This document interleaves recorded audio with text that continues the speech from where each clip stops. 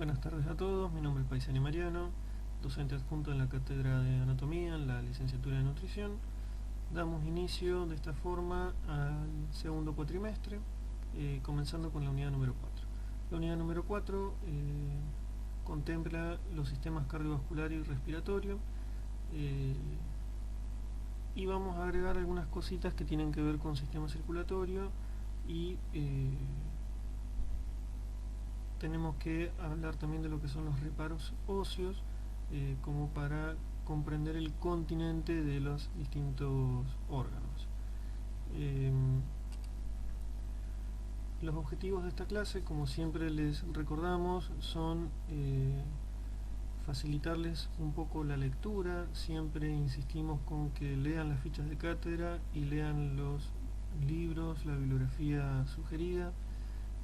Estos teóricos tienen que ser como una guía, nunca van a reemplazar el conocimiento que ustedes van a adquirir con la lectura, solamente se resumen las cuestiones más importantes que les van a ayudar a ustedes a comprender la lectura, pero no tienen que ser la base de su conocimiento.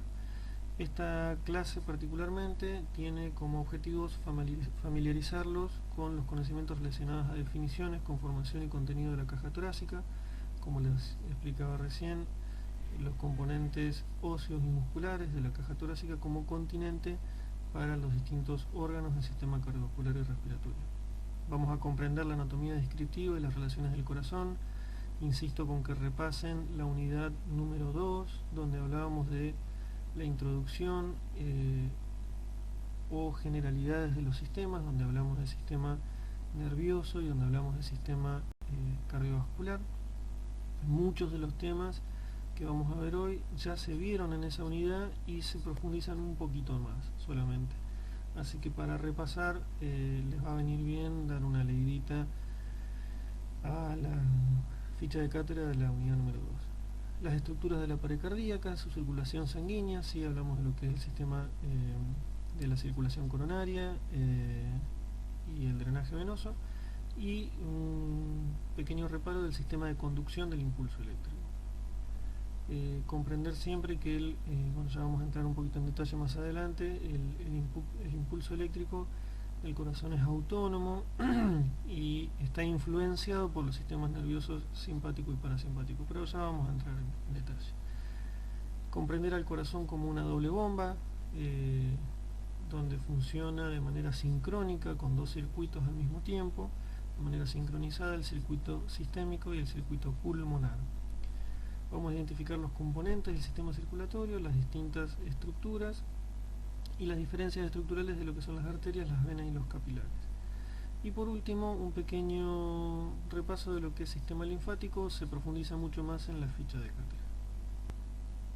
Bien, para entrar en detalle con lo que es la caja torácica, vamos a ver que es una formación osteocartilaginosa y muscular que contiene a los pulmones, el corazón y los demás órganos mediastinales. Ya vamos a llegar a entender lo que es mediastino cuando veamos lo que es la cavidad torácica. Presenta una abertura superior estrecha que permite la continuidad con el cuello y una abertura inferior relativamente grande cerrada por el diafragma. Sí, como vimos al principio cuando hablábamos de lo que eran los distintos segmentos óseos, las distintas cavidades óseas protegen a órganos vitales, así como el cráneo protege al encéfalo. En este caso la estructura torácica del tórax, esta estructura ósea, protege al corazón y los pulmones de posibles lesiones. Todo lo que es la caja torácica está conformado por 24 o 12 pares de costillas, 24 costillas en total. Vamos a recordar que las costillas son un hueso plano, ¿sí? Que va a tener una doble articulación en la parte posterior con las vértebras y en la parte anterior con el esternón. Vamos a encontrar que tenemos 7 costillas verdaderas. ¿Por qué se dice que son verdaderas? Porque estas tienen la articulación propia anterior con el esternón. La articulación externo-costal es única para cada costilla.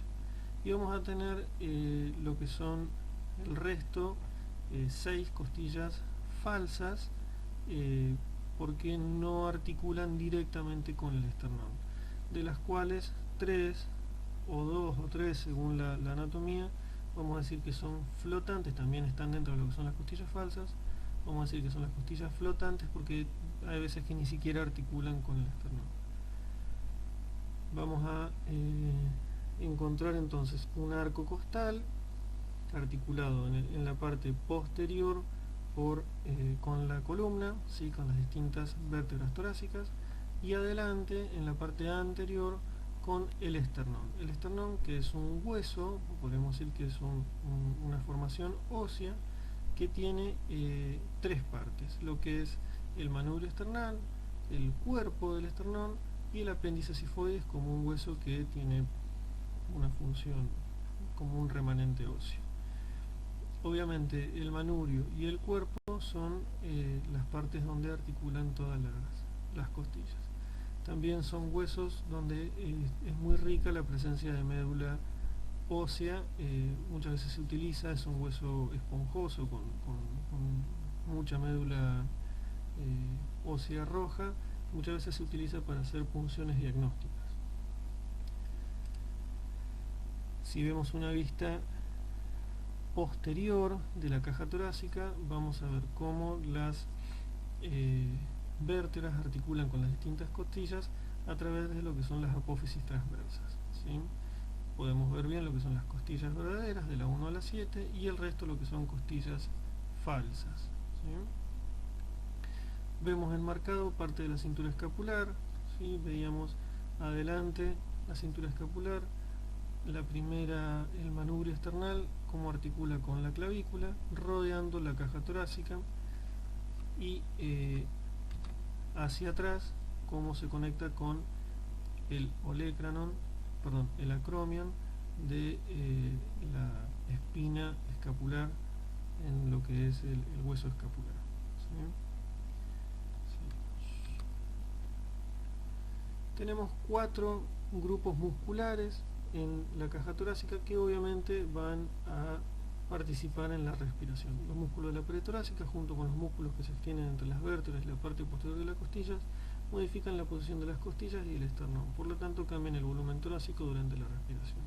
También refuerzan la caja torácica, dan un poco de rigidez estructural. Comprender que pasivamente prácticamente no se utilizan. En una respiración pasiva, por decir de alguna forma, una respiración cuando uno está respirando que no se da cuenta. Estos músculos funcionan más que nada en las inspiraciones o expiraciones forzosas. En la inspiración normal, en la inspiración donde uno está conversando, donde uno está en la vida diaria, mueve muy poquito volumen, mueve un volumen corriente que se le dice, que es de muy poquita cantidad, que en la cual interfieren la contracción del músculo diafragma para la inspiración y la relajación solamente con la expiración pasiva del diafragma es suficiente para dar lugar a la expiración.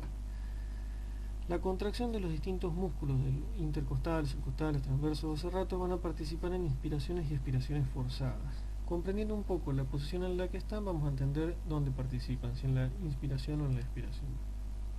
Vamos a ver que los intercostales son 3, el externo con una dirección descendente, de atrás hacia adelante y de arriba hacia abajo, el interno con una dirección descendente, también las fibras descendentes, pero de adelante hacia atrás, y el íntimo, ¿sí? Los fascículos íntimos. Entonces, fascículos externos, músculos intercostales externos, internos e íntimos.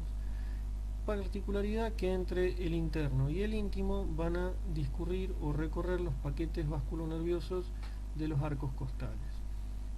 El paquete principal va por debajo, el paquete vasculonervioso principal va por debajo de cada arco superior, o sea, en esta escotadura, cada arco costal tiene una escotadura en la parte inferior por la cual discurren los vasos. Los paquetes colaterales no son constantes, no están siempre, entonces no aparecen siempre que uno los busca. ¿Cuál es la importancia de este detalle? En aquellas intervenciones intercostales que se dan, aquellas intervenciones torácicas, por ejemplo, lo que son las toracocentesis o los advenamientos pleurales, cuando uno tiene que ingresar por cuestiones diagnósticas o terapéuticas a la cavidad pulmonar o a la cavidad torácica, ya sea con una aguja o con un tubo, siempre tiene que hacerlo alejado, ¿sí? Alejado del borde superior del arco costal inferior. Cuando uno tiene dos arcos costales, vamos a hablar del superior y el inferior. Entonces se tiene que alejar del borde inferior, por lo cual tiene que estar bien cerca del borde inferior del arco costal superior. Esta escotadura acá de manera esquemática muestra cómo el nervio está más expuesto, pero en realidad está bien pegadito el paquete vasculonervioso en la escotadura de la cara interna de cada arco costal. Con lo cual, si uno se acerca bien al borde inferior del arco costal superior, protege sobre posibles hemorragias o sangrados en el procedimiento. Vamos a ver entonces, dijimos, músculo externo, los intercostales externos, internos e íntimos, los subcostales, ¿sí? Estos vamos a ver que su contracción va a dar lugar a una expiración, va a hacer que se acerquen los arcos costales entre sí, con lo cual va a achicarse o disminuir la cantidad de volumen de aire. Pasa lo mismo con los subcostales, están en la cara interna de los músculos íntimos, intercostales íntimos. Los subcostales van a acercar las costillas entre sí, con lo cual van a favorecer la expiración forzada. Distintos son el músculo transverso, en el cual acerca los arcos costales hacia el esternón, con lo cual favorece o participa de las expiraciones forzadas.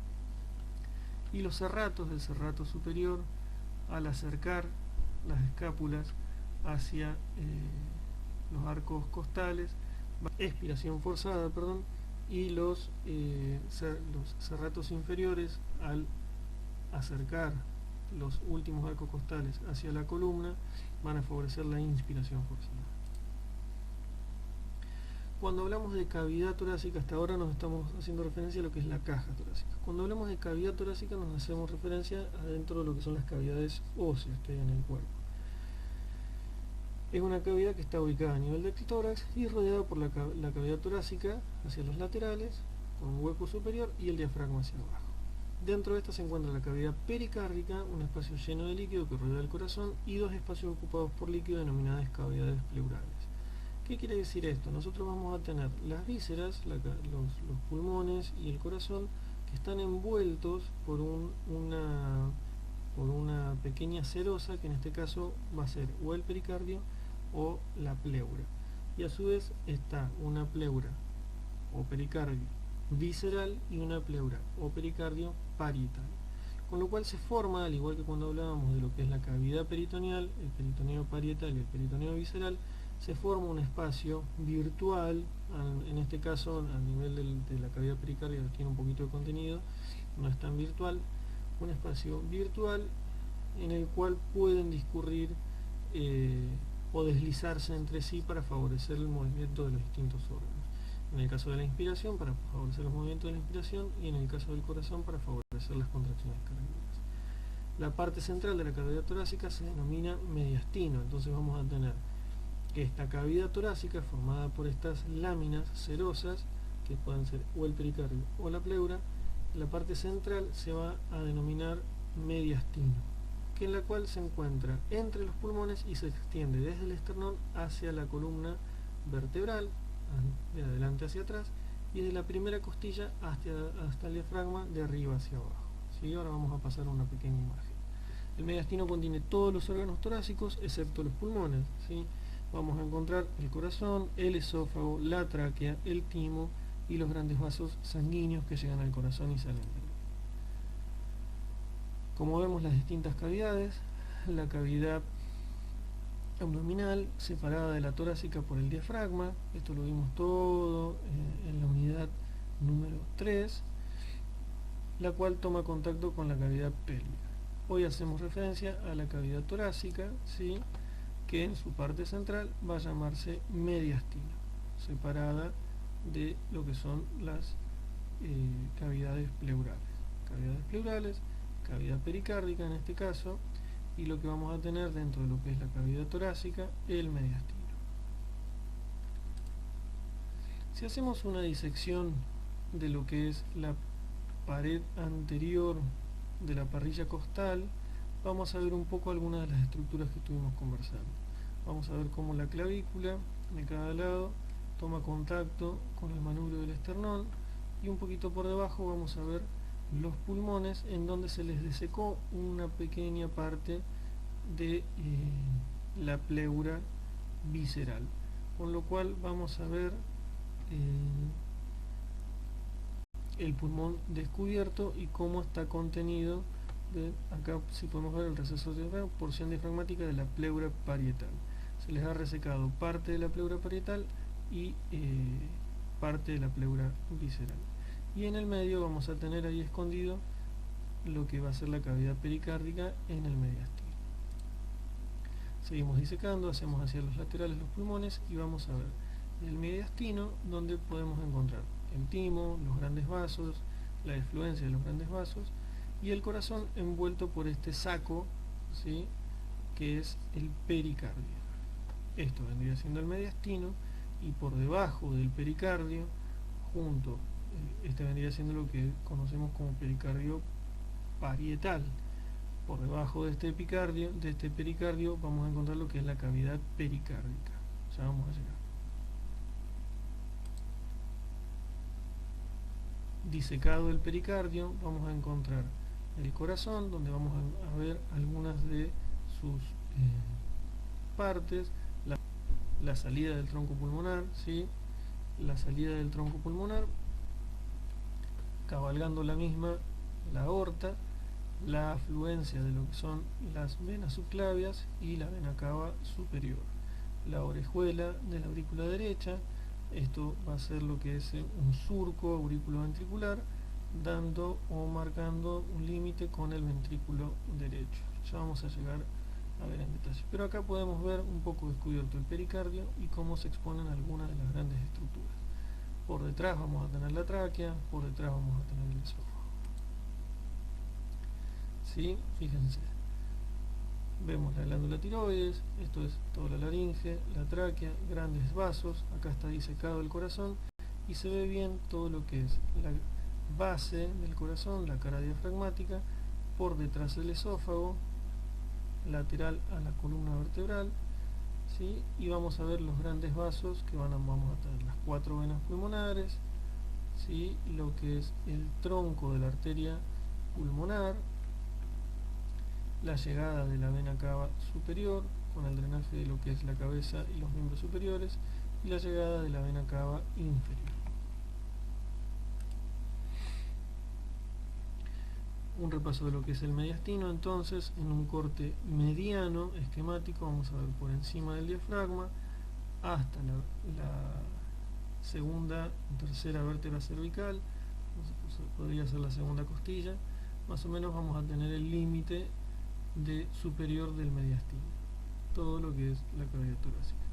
Adelante el esternón, atrás la columna, y vamos a hablar de distintas partes. El mediastino superior, donde vamos a encontrar distintas estructuras, como vimos recién, que vamos a tener el timo, la vía aérea, los grandes vasos, ¿sí?, un mediastino medio ubicado por lo que es la cámara cardíaca, el mediastino posterior con la bajada de los grandes vasos y el esófago, y el mediastino anterior en un espacio entre el esternón y el corazón, ubicado más que nada por los pulmones que parcialmente lo ocupan.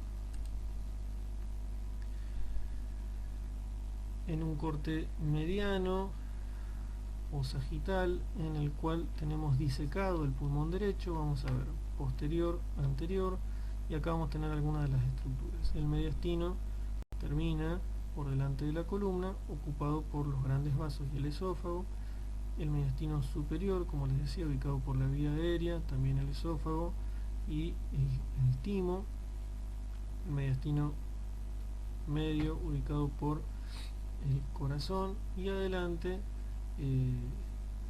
un pequeño reparo para la ocupación, puede ser parte del timo o también los pulmones. Si lo vemos del otro lado, es una imagen muy similar a la del dibujo. Vemos exactamente lo mismo, la cúpula diafragmática y cómo los grandes vasos ocupan el espacio del mediastino posterior. Tenemos el corazón, el timo ubicado en el mediastino anterior y arriba lo que es vía aérea, esófago y grandes vasos, la afluencia y efluencia de los grandes vasos. Bien, el corazón como órgano es una bomba, ¿sí? Hay que entender algunas de las características en cuanto a su capacidad de impulsar la sangre. Es de vital importancia el funcionamiento correcto del corazón para mantener la vida del organismo y no puede detenerse como son los músculos esqueléticos, los músculos esqueléticos, no puede fatigarse, el corazón nunca puede detener su ritmo, siempre tiene que estar latiendo cuando uno duerme. Entonces está dispuesta las células con características que hacen de una rápida recuperación para nunca entrar en fatiga. Está muy aceitada la capacidad del corazón para poder nutrirse rápidamente y despojarse de aquellos desechos metabólicos de cada una de las contracciones para nunca entrar en etapas de anaerobiosis o fatiga. En cuanto a su anatomía descriptiva, está compuesto por 4 cámaras, como ya vimos en la unidad número 2, la aurícula derecha, la aurícula izquierda, el ventrículo derecho y el ventrículo izquierdo. Posee 4 válvulas, 2 auriculoventriculares, la mitral y la tricúspide, 2 semilunares, la pulmonar y la aórtica. En cuanto a sus relaciones, como vimos anterior, el timo y el esternón, la póstero superior son los grandes vasos, inferiores el diafragma y los laterales los pulmones. A nivel de lo que es la estructura de la pared cardíaca, vamos a encontrar principalmente el músculo cardíaco, ocupando casi toda la pared cardíaca, como decíamos antes, células con la capacidad de autoexcitabilidad y con rápida capacidad para abastecerse de nutrientes y liberarse de los desechos metabólicos. Vamos a tener el endocardio, que van a ser células como un endotelio simple, plano simple, que se va a continuar con el endotelio de los vasos, va a seguir por las distintas arterias y las distintas venas. Tiene la capacidad de rápida transmisión de nutrientes, parte de lo que es el músculo cardíaco, más interno, muchas veces es abastecido por el mismo paso de nutrientes del endocardio. A nivel del epicardio, que es la parte más superficial del corazón, algunos lo conocen, en alguna bibliografía lo van a encontrar como pericardio visceral. No son más que células mesoteliales, ¿sí? Como una especie de serosa muy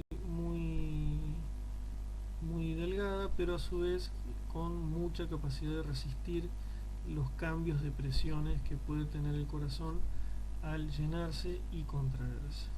El pericardio visceral o epicardio se pliega sobre sí mismo, ¿sí? Dando el pericardio parietal, el cual lo adhiere a las distintas estructuras, ¿sí? Lo que vamos a conocer como ligamentos costofrénicos, estas uniones tipo ligamentosas, que no es más que el pericardio parietal adherido al diafragma. Entre el pericardio parietal y el epicardio o pericardio visceral, hay un espacio, que es el que nombramos al principio, que es la cavidad pericárdica. Esta cavidad pericárdica puede llegar a contener en situaciones fisiológicas hasta 50 mililitros de líquido, ¿sí?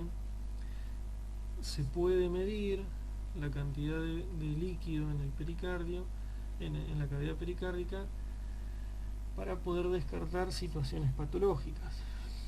Imagínense que es un saco con poca distensibilidad, la cavidad pericárdica, que en el caso de que se llene de mucho líquido va a impedir la expansión, el llenado de los ventrículos, el llenado del corazón y la expansión de esa cavidad, si se llena de más líquido. Por ejemplo, en situaciones en donde, por ejemplo, alguna herida de arma blanca o algo lastime o lesione el corazón, o en infecciones donde puede haber ocupación por líquido o pus en la cavidad pericárdica, o en el caso de una lesión que puede haber un sangrado, se llaman, o situaciones que pueden llamarse taponamiento cardíaco, que no son compatibles con la vida. A nivel anatómico, el corazón podemos describirlo como, entonces, un órgano que es del tamaño más o menos del puño de la persona, con un peso aproximado de unos 300 gramos, que tiene la forma de pirámide con una base posterior o una especie de triángulo en 3 dimensiones con una base posterior, ¿sí? Vamos a tener que la base del corazón es posterior y está definida por la inserción de los grandes vasos. El corazón pendula, no está adherido a nada más que a los grandes vasos, con lo cual está móvil en el mediastino y en su cavidad pericárdica. Sí, como decíamos antes, podemos describir algunas estructuras: la aurícula derecha, el ventrículo derecho, el ventrículo izquierdo, el ápice del corazón o la punta o vértice del corazón, y la aurícula izquierda por acá atrás. Vamos a ver la afluencia de los grandes vasos y la efluencia del tronco pulmonar y la arteria aorta. Tiene una cara diafragmática que no es la base del corazón, la base del corazón está posterior, y tiene una cara diafragmática que se conoce así como cara diafragmática, y también pendula sobre la cavidad pericárdica. Si vemos la base de este triángulo, esta sería una imagen posterior de la base del corazón. Esto lo estamos viendo desde atrás. Vamos a ver cómo está solamente sujetado por los grandes vasos. Vemos la llegada de la vena cava superior, la llegada de la vena cava inferior, la llegada del seno coronario, que es donde todo el drenaje venoso del corazón vuelca su contenido para que éste pase a la aurícula derecha.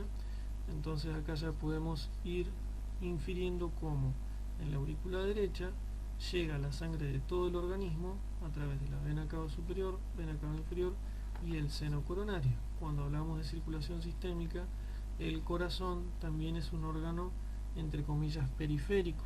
¿Por qué? Porque es parte del circuito sistémico. La sangre que lo irriga sale por la aorta, nutre el corazón y vuelve por las venas del corazón, de su drenaje muscular, a través del seno coronario, y esta vuelca a la vena cava inferior, se anastomosa con la vena cava inferior y llena de sangre la aurícula derecha. Vamos a ver la aurícula izquierda, ¿sí?, con las venas pulmonares, las 4 venas pulmonares, 2 para cada pulmón. Vamos a ver el ventrículo izquierdo, en el cual por dentro del corazón sale la arteria aorta, que la vemos acá arriba, y vemos el tronco de la arteria pulmonar proveniente del ventrículo derecho. Algunas diferencias que pueden tener que ver con algunos sesgos del aprendizaje o mitos que tienen que ver con formas de aprender. Hay algunas diferencias que dicen que las arterias llevan solamente sangre oxigenada, y que la diferencia con las venas es que las venas siempre llevan sangre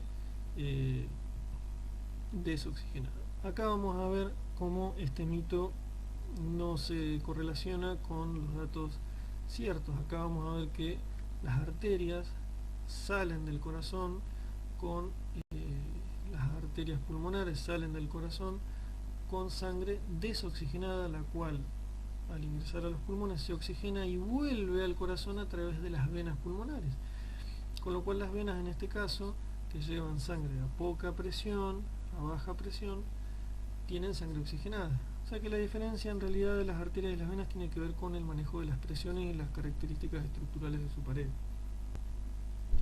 y no con que si llevan sangre oxigenada o desoxigenada. una vista de la cara basal, como vimos antes, la base del corazón, y la cara diafragmática, donde vemos muy bien claro el surco interventricular posterior y la arteria descendente posterior. ¿Sí? Ya vamos a llegar a eso. Rama de la arteria coronaria derecha. Ya vamos a llegar a la irrigación del corazón. Vemos el ápice, vemos el ventrículo izquierdo, vemos la aurícula derecha y vemos la aurícula izquierda. En esta imagen un poco oblicua, con la tracción del corazón, hacemos hincapié en cómo el corazón está solamente sostenido a las estructuras vasculares. ¿Sí? Vemos la vena cava inferior, no está adherido a ningún ligamento, nada. Está colgando de los grandes vasos. Venas pulmonares, tronco pulmonar, arteria aorta, vena cava inferior, vena cava superior. En esta imagen vamos a poder ver cómo el mediastino, con la resección completa del corazón, vemos la impronta vascular de los distintos vasos y cómo el pericardio parietal se repliega, ¿sí? Se repliega por los distintos vasos. ¿A qué hace referencia o a qué hace similitud? A los mesos del peritoneo, ¿sí? Cómo va recubriendo los vasos hasta su llegada al corazón, en lo que pasa a ser el pericardio visceral. Como dijimos, tenemos 4 válvulas, 2 auriculoventriculares y 2 semilunares. Se les dice semilunares porque cada una de sus valvas tiene forma de una semiluna. Entonces tenemos las semilunares y las auriculoventriculares. Y vamos a tener, en este caso, el corazón en diástole. ¿Qué significa diástole y qué significa sístole? Sístole es la contracción de los ventrículos, con lo cual las válvulas auriculoventriculares se cerrarían.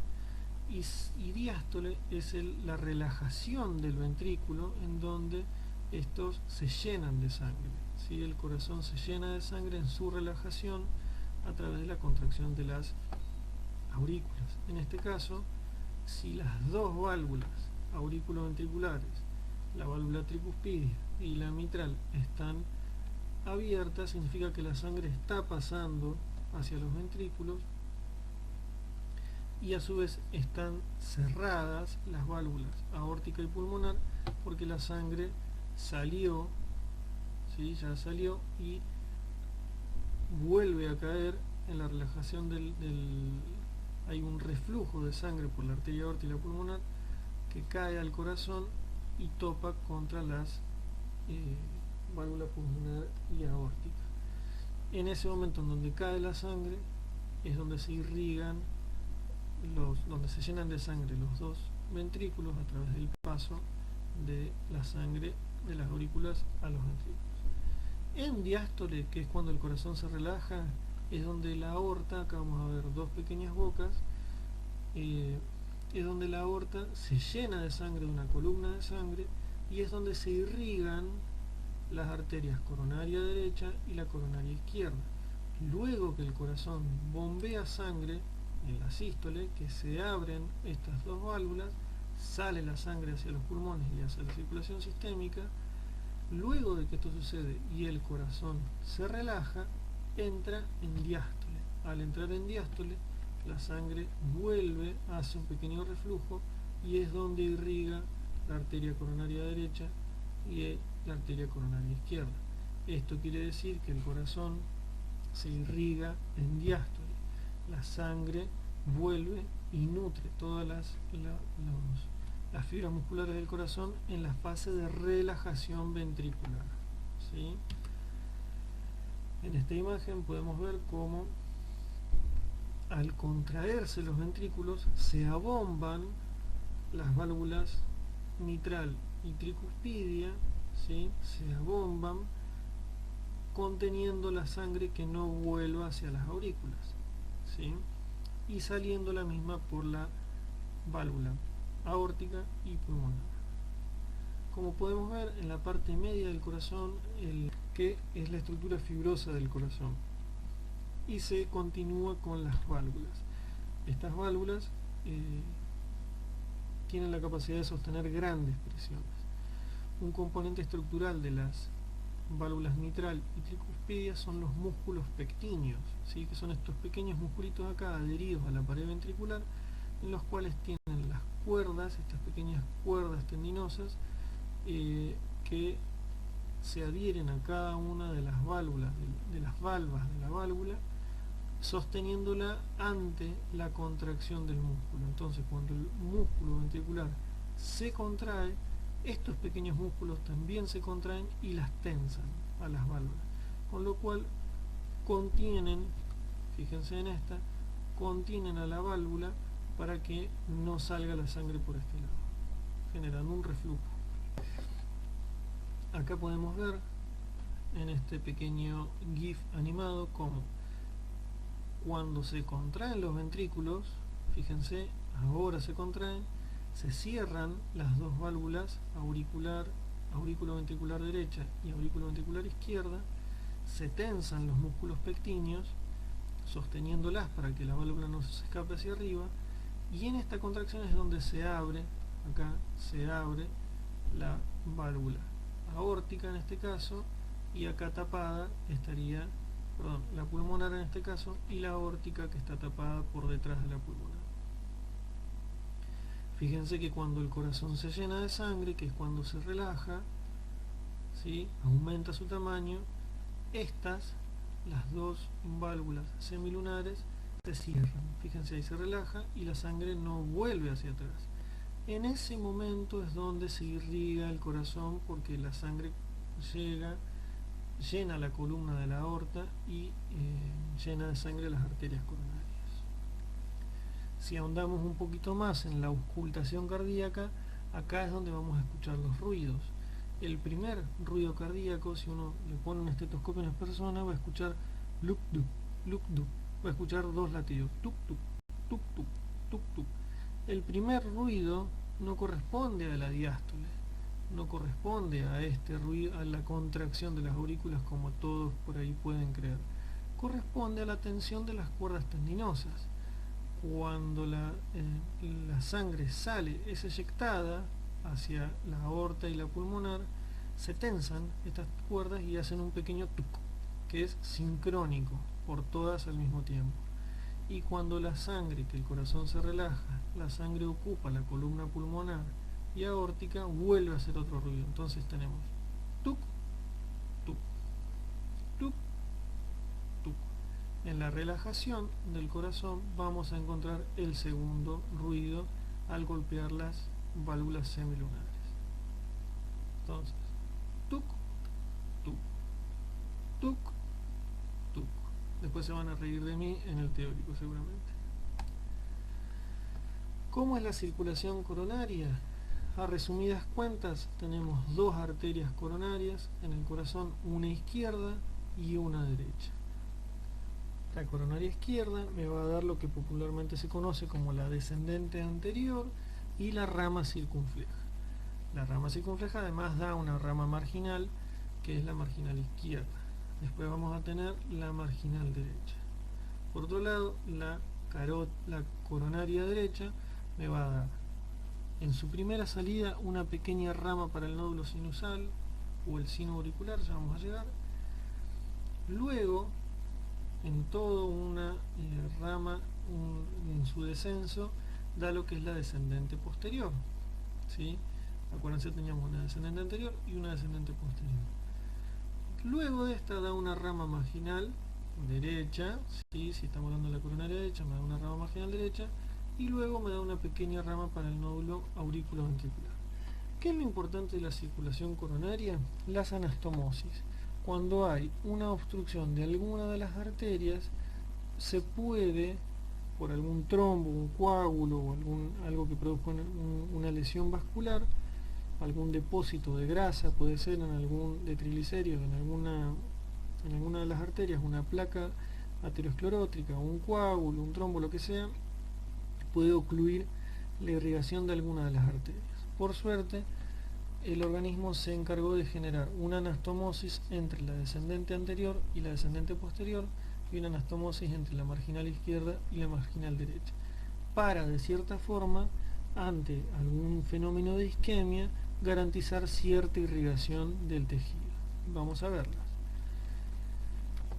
Tenemos lo que es la coronaria izquierda y la coronaria derecha. Como dijimos, la coronaria derecha, a su pequeña salida, me da la rama para el nódulo sinoauricular, ¿sí? El nódulo sinusal o sinoauricular, y me da la coronaria derecha lo que es la interventricular posterior o la descendente posterior, que va por el surco al principio auriculoventricular, ¿sí?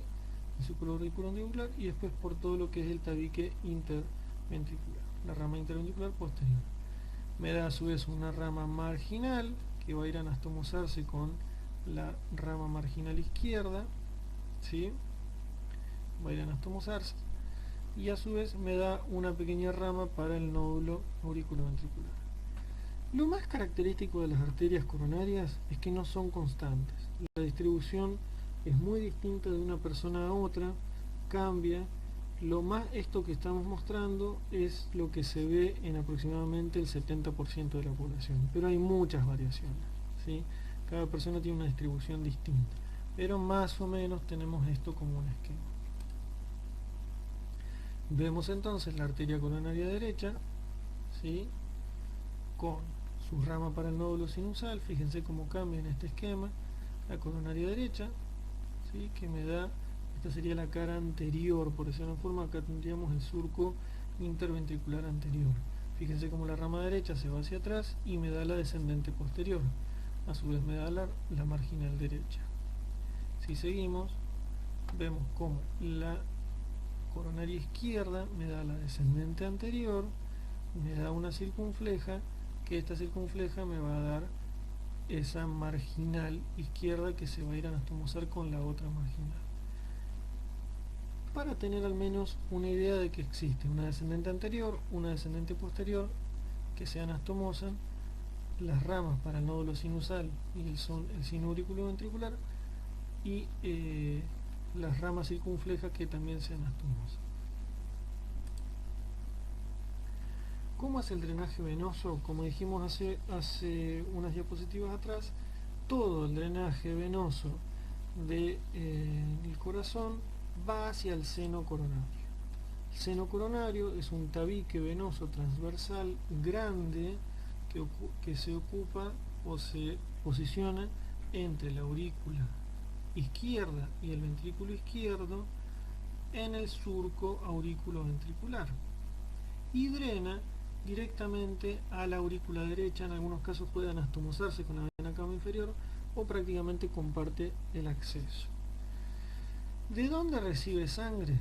Tenemos básicamente una vena magna, que es como la más importante, se forma la vena magna de la vena cardíaca mayor, ya lo vamos a ver en el otro dibujito. La vena cardíaca mayor la tenemos aquí, y la vena del ventrículo izquierdo. Si hacemos acá la vena magna con la vena del ventrículo izquierdo. Luego tenemos una vena cardíaca media, ¿sí? Que es la interventricular posterior, ¿sí? Acá teníamos la interventricular anterior, acá tenemos una interventricular posterior que va a dar lugar a la vena cardíaca media, y después tenemos la vena cardíaca menor, que trae sangre del ventrículo derecho por el surco auriculoventricular derecho, y después tenemos las venas de las aurículas, que son más pequeñas.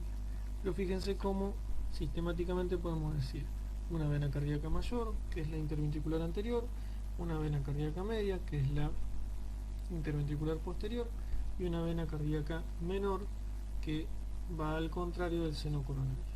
A esta le agregamos las auriculares y le agregamos las del ventrículo izquierdo para formar la vena magna.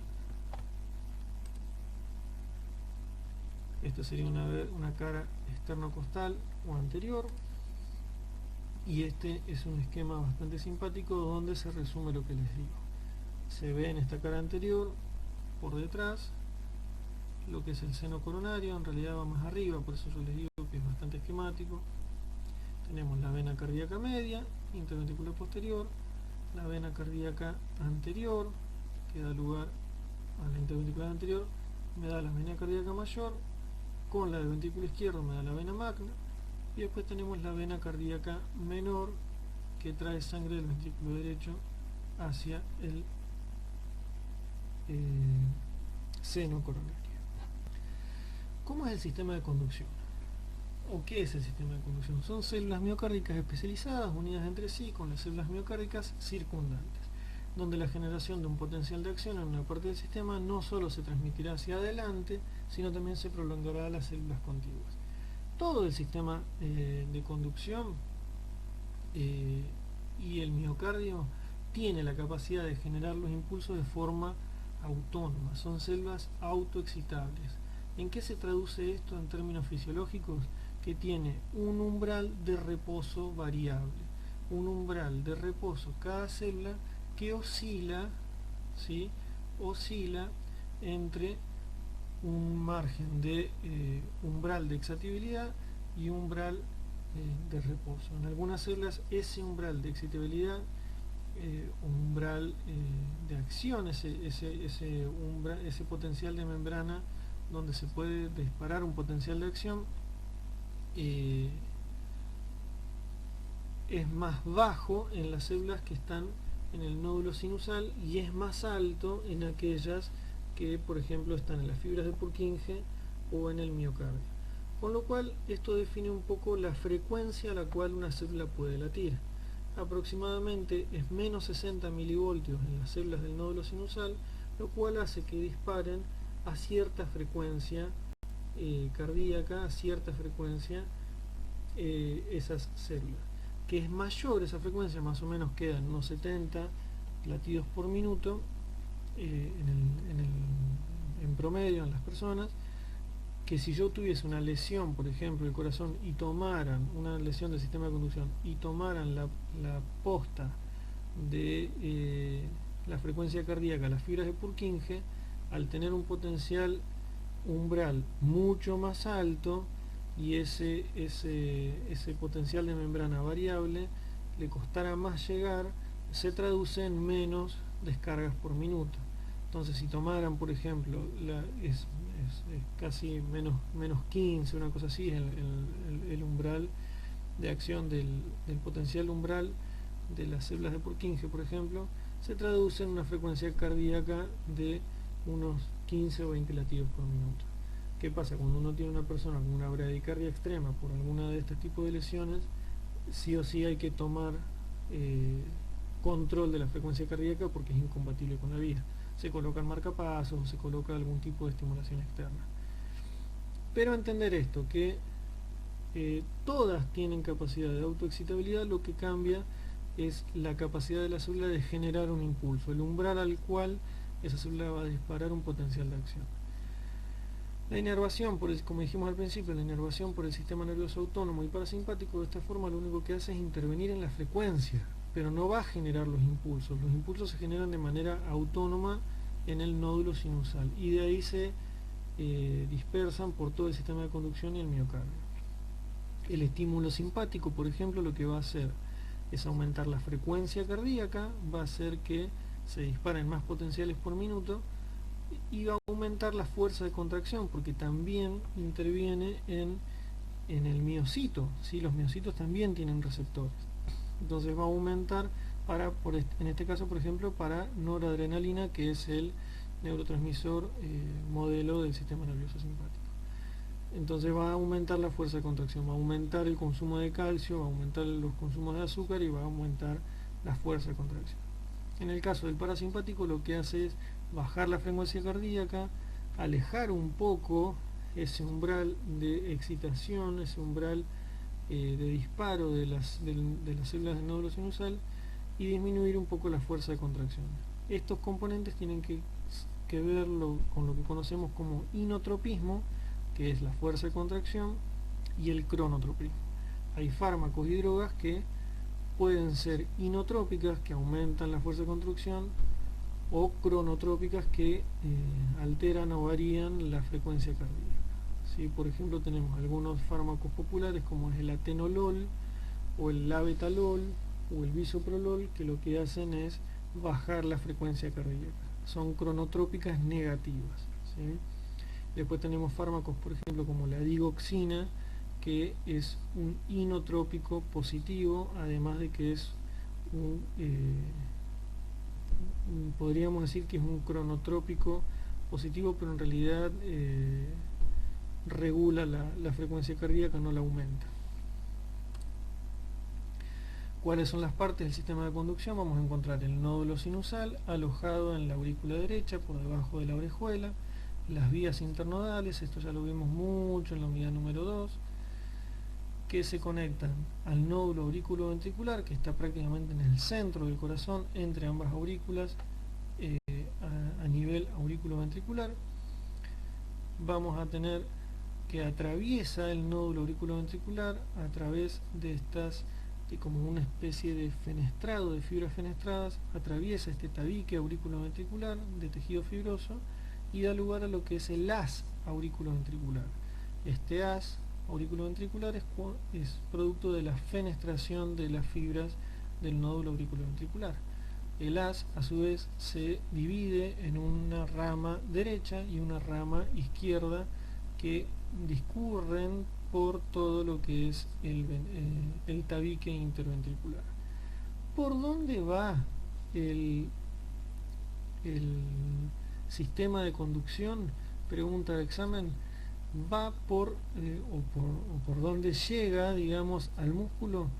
Viaja por lo que es el subendocardio. Por debajo del endocardio y por encima de las fibras musculares discurren las fibras del sistema de conducción. ¿Por dónde van las arterias? Por el subepicardio, ¿sí? Por encima de la capa muscular y por debajo del epicardio.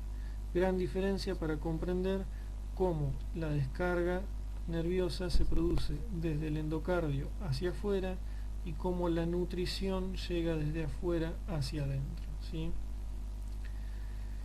Un poquitito acá están las frecuencias de descarga de las distintas ramas. Fíjense cómo es bien baja las que son más próximas al nódulo sinusal y mucho más prolongada las que son de las ramas de las de His. Continuando con lo que es el sistema circulatorio, vamos a entender que está compuesto por prácticamente tres componentes: componente arterial, venoso y los capilares. A su vez hay ramificaciones, arterias mucho más gruesas, arterias de conducción que se dicen, después hay arterias perforantes, hay arteriolas. Básicamente la diferencia entre lo que son arterias y venas es la rigidez estructural para someterse o soportar mayores presiones. Las arterias, venas y capilares comparten todos la misma histología, excepto los capilares, perdón, las arterias y las venas comparten la misma histología y son todos encargados del transporte de la sangre. El diámetro de estructura es variable, depende de su localización y la función que desarrollan. No son tubos rígidos, no son tubos que están simplemente como conducción de un líquido, sino que son estructuras elásticas y dinámicas, que sienten, que se contraen, que sufren, que tienen inervación, que se relajan, que pueden reproducirse ante una lesión, que pueden dañarse, que pueden cicatrizarse. Es parte de un tejido vivo. Pueden contraerse, pueden dilatarse, duelen también y tienen a su vez pequeños vasos y pequeños nervios que le dan, que se llaman nerviovasculares y vasa vasculares, que dan lugar a lo que es la irrigación y la inervación de los vasos propiamente dichos. A excepción de los capilares, que solo tienen una túnica íntima. Si recordamos un poquito cuando hablábamos de endocardio, miocardio y epicardio, la túnica íntima vendría siendo este endocardio, este endotelio, es por lo único que están compuestos los capilares. Y el resto de los vasos tienen tres capas: una íntima, una media y una adventicia. La íntima es un endotelio, la media es una capa muscular y la adventicia es una serosa que muchas veces se funde esa serosa con el resto de las estructuras. Fíjense en las diferencias en el tamaño de lo que son las venas y las arterias. Las arterias tienen una túnica media mucho más gruesa, mucho más resistente, capacitada para soportar presiones. En cambio las venas tienen una túnica media más delgada,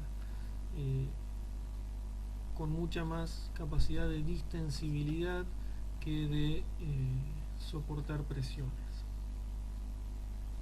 Una característica que tienen las venas es, bueno, vamos a ver lo que es la íntima, la media y la adventicia, en las dos es igual, salvo en los capilares que solamente tienen un endotelio.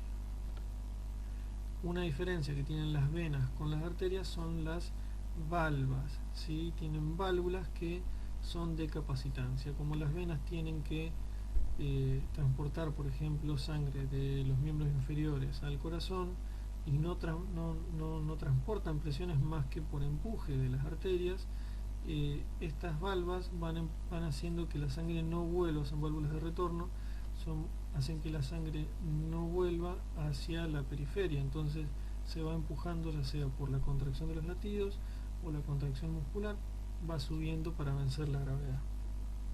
Entonces estas válvulas las vamos a ver más predominantemente en los miembros inferiores, no tanto en las venas grandes de los brazos y de la cabeza.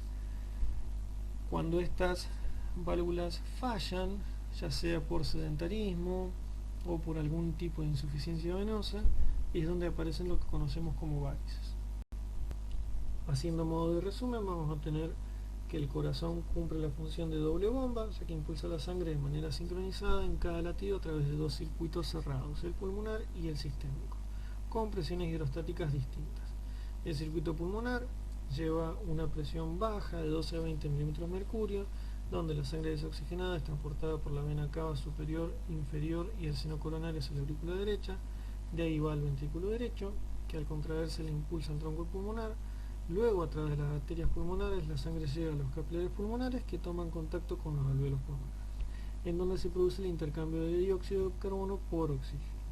De esta forma, la sangre oxigenada abandona esos capilares y vuelve a través de las venas pulmonares a la aurícula izquierda.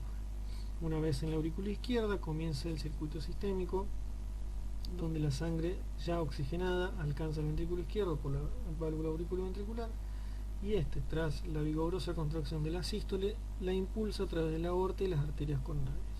Alcanza los capilares sistémicos, donde libera el oxígeno, recoge el dióxido de carbono y los desechos producidos durante el metabolismo celular. Podemos ver entonces cómo ventrículo izquierdo, ¿sí?, sale la sangre ya oxigenada, llega a la circulación sistémica como sangre desoxigenada, vena cava inferior, vena cava superior, vuelve a la aurícula derecha. Me pareció bastante simpático este esquema como para ponerlo. Del ventrículo derecho sale desoxigenada hacia los pulmones y vuelve a la aurícula izquierda, ¿sí?, ya oxigenada. Básicamente, para que vean cómo la sístole es sincronizada en los dos lados del corazón. La contracción de los dos ventrículos es simultánea. La eyección de sangre por la aorta y hacia los pulmones es al mismo tiempo, y el retorno de la sangre ya oxigenada a la aurícula izquierda y desoxigenada del resto del organismo también es al mismo tiempo. Entonces tenemos que la sístole y la diástole son dos eventos que, si bien interfieren o comprenden dos circuitos separados, son sincronizados. Para hacer un pequeño resumen del sistema linfático, porque es parte del sistema circulatorio, podemos decir que el sistema linfático a nivel embriológico se forma junto a las venas. Vamos a decir que es todo el conjunto de órganos y elementos que tienen función inmunológica, de alguna manera inmunológica. Podemos decir que el sistema linfático puede encontrarse como en órganos específicos o como agregados celulares en algunos tejidos, por ejemplo las placas de Peyer en el intestino, o como un órgano específico como el vaso o el timo. Pueden estar así como elementos dispersos en la sangre, como son las células inmunológicas, lo que van a ser los linfocitos B, los linfocitos T, los neutrófilos, los eosinófilos, que cada uno tienen funciones distintas que no son índole de esta materia que analicemos, ¿sí? Pero tienen funciones distintas en relación a la inmunidad. La circulación linfática se lleva a cabo a través de los vasos linfáticos, que vamos a decir que son vasos que están cerrados, se forman a nivel de un capilar, y ese es su punto de cierre, y de ahí viajan como una especie de bypass de muy baja presión, como una especie de trasudado, a través de un sistema específico paralelo al de la sangre, para ser filtrado por distintos segmentos de control y luego volver a volcarse a la circulación venosa en la subclavia o en la vena cava superior. Estos puntos de control sirven para filtrar la sangre de posibles agentes infecciosos, para que estos no alcancen los órganos vitales. En el intestino, por su parte, lo que hace es también llevar a cabo la absorción de las grasas en el intestino. ¿Cuáles son los componentes? La linfa, los vasos linfáticos, las células y tejido linfático, y los órganos linfáticos propiamente dichos, como son la médula ósea, el timo, el vaso, los ganglios y las médulas. Decimos que la linfa es como una especie de plasma, un poco más lechoso a nivel del intestino, pero es como una especie de plasma que se forma por trasudado en los capilares. El capilar de los vasos linfáticos es mucho más laxo que el del capilar o el endotelio vascular, lo que favorece, por una cuestión de presiones, el paso de bacterias o células infecciosas grandes directamente al vaso linfático. Los vasos linfáticos van, digamos, como por distintas cisternas o distintos ganglios, van recolectando en distintos puntos para frenar ese paso de bacterias o agentes infecciosos hacia los órganos vitales, con lo cual podemos decir que se ubican en lugares específicos. Por ejemplo, tenemos complejos de ganglios a nivel del cuello, lo que vamos a conocer como las amígdalas, y una serie de ganglios que vamos a ver que recorren todo lo que son las cadenas yugulares, ¿sí? Y lo que son las áreas preauriculares y retroauriculares. ¿Para qué? Para evitar que cualquier infección que pueda entrar a nivel de las fauces o de la vía aérea pueda ingresar directamente a la circulación sanguínea.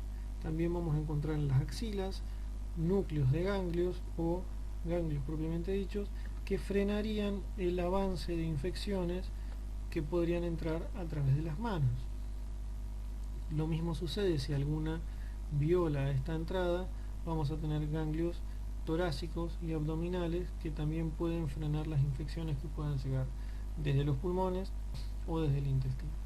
En las piernas pasa lo mismo, en ambas ingles tenemos conglomerados de ganglios linfáticos que frenarían las infecciones desde los pies.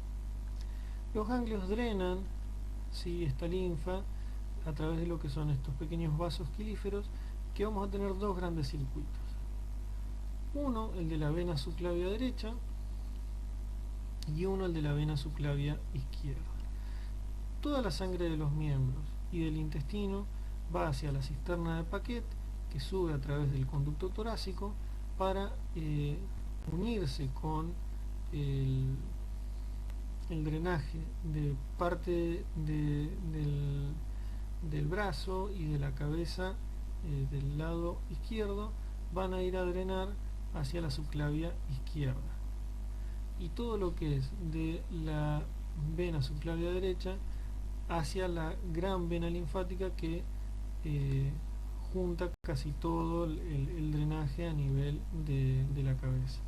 Estas se anastomosan en lo que se da lugar a un conducto torácico y deposita toda la sangre, toda la linfa en el conducto, en la vena cava superior antes de llegar a la circulación general, ¿sí? O para llegar ahí a la circulación general. Pero fíjense los puntos de control y cribaje que hay antes de llegar hacia la circulación. Veremos después también algunas funciones que pueden tener la médula ósea, el timo y el vaso. El timo tiene más funciones a nivel de la infancia, en lo que son la modulación de los linfocitos T. El vaso sirve más como un filtro y se produce la maduración de algunos linfocitos B. Y la médula ósea da lugar a la eritropoyesis, donde en la formación de las células va dando lugar a células inmaduras que pueden ser los linfoblastos, que después van a ir a madurar en los distintos órganos. De esta forma terminamos con un pequeño resumen o guía de todo lo que vendría siendo sistema cardiovascular, con este pequeño anexo de sistema linfático. Espero que les haya servido. Como les repito, siempre es una guía simplemente para que ustedes puedan ir a estudiar y leer un poco más tranquilos, pero nunca va a reemplazar el tiempo de lectura con la ficha de cátedra y con los libros. Espero que les sirva. Cualquier duda que tengan nos pueden escribir a nuestros mails o nos vemos directamente en los prácticos. Un abrazo grande, espero que hayan tenido lindas vacaciones. Nos vemos en clase.